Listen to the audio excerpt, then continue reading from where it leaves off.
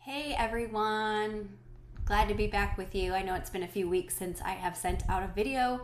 We had Memorial Day and I hope you guys had a great Memorial Day weekend. And then last week I was actually visiting family up in the Pacific Northwest. So I thought about recording a video and then I hit the pause button on myself and said, you know what? I'm supposed to be on vacation, and so I'm going to take a vacation. And so I wanted to encourage you guys to do the same. I know with real estate, it's really hard to take a vacation. Trust me, I get it. I wound up working pretty much every day on this vacation, but I wanted to remind you that our agent roster is in the reference section of Paperless Pipeline, and I would highly encourage you to maybe do some networking within our brokerage and find somebody that you can link up with and cover your vacation so that you guys can actually take a break, enjoy your family time, your friends, and just gain some mental clarity. So again, I just encourage you to vacate when you're on vacation and don't feel guilty for it, and tell your clients that you're going to be out of the office and have a backup plan for yourself. I recognize that's not always the easiest thing, nor is it always a 100% thing that we can execute, but by and large, you need to protect your own time, and I, for one, encourage you to do so. I have a fun story for you, and when I say fun, it's like the fun kind of fun. I was mowing my lawn, call it a week and a half ago, and it was a rider mower, and we have a little spot on the side of the mower where I generally keep my phone, and it was there, and in the middle of this mow, we have a lot of space to cut, so it takes me several hours, but there was a gigantic snake, and I am not a big fan of snakes, and so I was a little bit distracted. Evidently, my phone had fallen off, and before I recognized that it had fallen off, it was shooting out the side of the mower. And so the point of me telling you this is that if you text me or if you call me and I don't have your name programmed into my phone, it's likely because I've lost your contact. We're working to get my phone recovered. But if I ask you for, who is this, don't be offended. I just don't have everything saved right yet, and I haven't gotten everything backed up. But fingers crossed we can get it back. Oh, and a pro tip. Do not run over your phone with the lawnmower. Okay, moving on to real estate related items.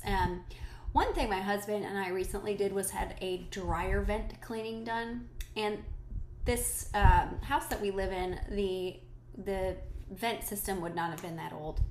We have had recent renovations here, and they did this cleaning and it was $150, and the amount of dust and lint and nonsense that was in our vent was disgusting and super fire hazard. And so it made me think that maybe we ought to be considering that for clients, and just having that done as a a regular service on an ATAC or even with an offer.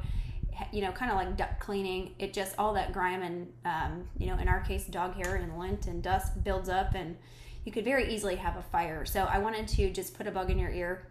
It's not something that I often think of when working with clients, but, if you've got a dryer vent that's sitting up against a wall with a foot of a exit, then, probably not that big of a deal. Those are easier to clean, but in our case, it's a longer run, and in a lot of homes, it's a longer run. And so just as an FYI, keep an eye out for those dryer vents to be, keeping an eye out for your clients, just as a inexpensive safety item.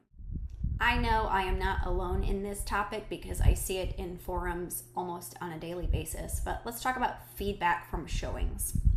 Nothing is more aggravating to a listing agent than not getting feedback. There are clients asking, hey, what'd they think? Hey, what'd they think? Do you have any feedback? Do you have any feedback? And when you're just looking at them with doe eyes or talking with them, I don't know, nobody's giving me anything.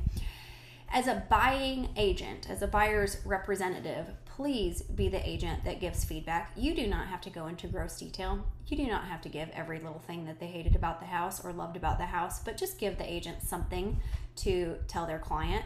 Imagine if you had a listing and you were getting absolutely nothing. It's very, very aggravating. So let's elevate the way that Maximum One agents are perceived and take the time via text, via the Showing Time app, via a phone call, whatever is easiest for you and works for the listing agent. Let's be those people that are giving feedback in a professional, kind manner that tells people, hey, this isn't the house for them, or you know what, they really like it, but they're just kind of debating on a couple of things, or they're trying to work out their finances, or they're doing this, or they're doing that, whatever it is, just give people feedback. Let's just please be the people that are not ghosting other agents, which is highly unprofessional.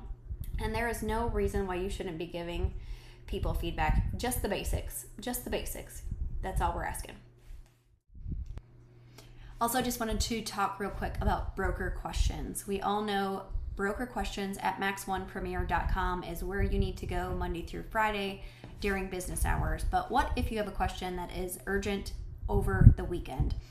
I know that Neil and I love y'all so much, but neither of us are sitting at our computer waiting for your questions come in via email. So I wanted to remind you of 2 ways that you can get your broker questions answered. And I am going to put up these slides so that you can take a quick screenshot or take a picture of them.